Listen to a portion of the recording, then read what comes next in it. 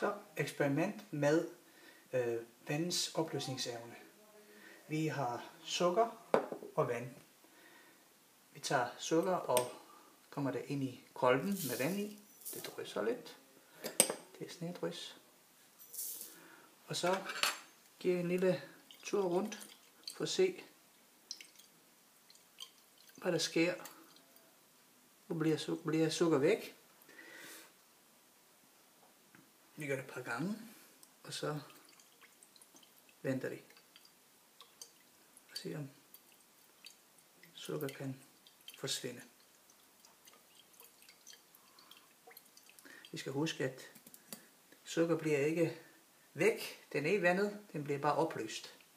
Så ser vi det lige. Sukker vi har kommet ind i vandet er væk.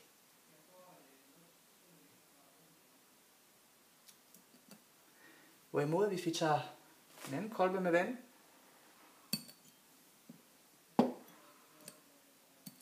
og kommer olie i,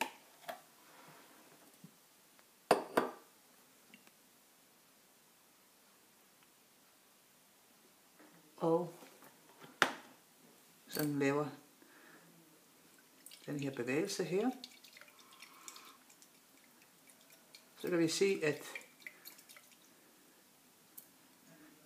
vandet og olie skilles ad, og det indikerer, at olie kan ikke opløses af vand.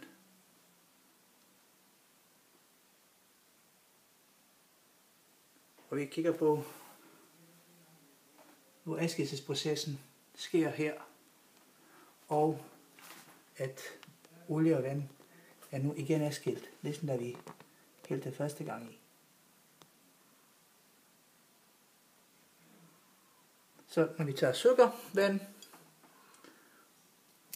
og olie, så har vi fundet ud af, at olie er stof, som ikke kan opløses af vand, hvorimod sukker er.